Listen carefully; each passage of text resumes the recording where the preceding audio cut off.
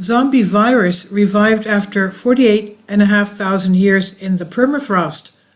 The record-breaking virus was still infectious after millennia underground, but don't panic, the scientists say. A zombie virus was still able to infect hosts 48,500 years after it was trapped in frozen ground. Although this virus can't infect humans, it suggests that the thawing permafrost could directly threaten human health if it releases other viruses that could infect humans. The challenge?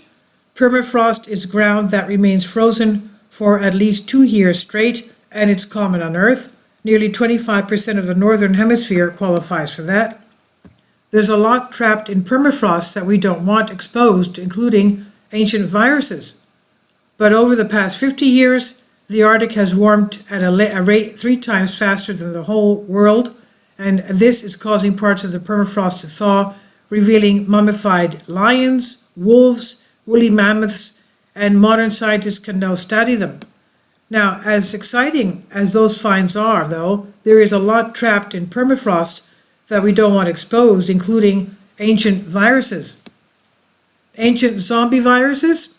Jean-Michel Claverie, professor of economics and bioinformation at Marseille University in France, has spent the past decade hunting for zombie viruses, dormant microbes that could still infect hosts after being frozen for hundreds of thousands of years. His team has now published a new study detailing 13 viruses they isolated from samples of Siberian permafrost. When placed in petri dishes with amoeba, these viruses were all able to worm their way into the single-celled amoeba organisms. Using radiocarbon dating of the permafrost samples, they determined that the youngest of the viruses was 27,000 years old, but the oldest was a frozen 48,500 years ago, setting a new record for the resuscitation of a zombie virus. Jean-Michel Claverie said if the amoeba viruses are still alive, there's no reason why the other viruses will not still be alive, meaning those that could infect humans. Now, why that matters? Clavierie's team only attempts to resurrect viruses that cannot infect people, plants, or animals, but they think those types of viruses could be revived from their frozen states as well. He says, we view these amoeba-infecting viruses as surrogates for all other possible viruses that might be in the permafrost. We see the traces of many, many, many other viruses, so we know they are there, he says. He says, we don't know for sure that they are still alive, but our reasoning is that if the amoeba viruses are still alive, there's no reason why the other viruses will not still be alive and capable of infecting their own hosts.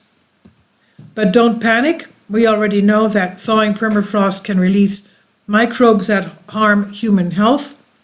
In 2016, a heat wave in Siberia exposed frozen reindeer that had been infected with the anthrax bacteria, which led to dozens of people being hospitalized and one boy dying from this. However, while it's possible that the zombie viruses could be a major threat to our health, it is not terribly likely. New viruses emerge regularly from living animals, and a permafrost virus would need to be highly contagious and capable of causing disease that we cannot readily treat. Thawing permafrost is releasing potent greenhouse gases like methane into the atmosphere. In the big picture, ancient viruses aside, there are several reasons we should be worried about the thawing permafrost.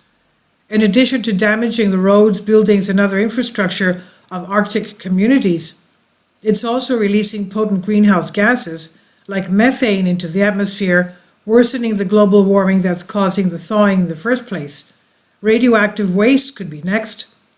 Doing what we can to stop climate change will help prevent the problem from getting worse, but some scientists believe that we might be able to get some more immediate help from wildlife.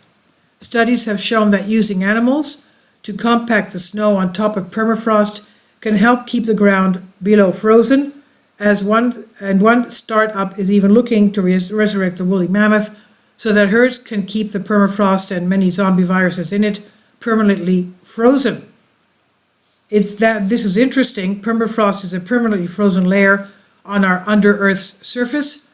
It consists of soil, gravel, and sand, usually bound together by ice. Permafrost usually remains at or below zero for at least 0 or less centigrade or 32 Fahrenheit for at least 2 years. Permafrost can be found on land and below the ocean floor. And this is on Collective Spark by Christine Hauser on Freethink. Please leave your comments and thank you for your support. Kindly support my Patreon account. The daily posts are 5 videos daily and they are totally different from what I have on my YouTube channel. Thank you so much for your support and that you find all my content so interesting. You'll find the Patreon account details in the description box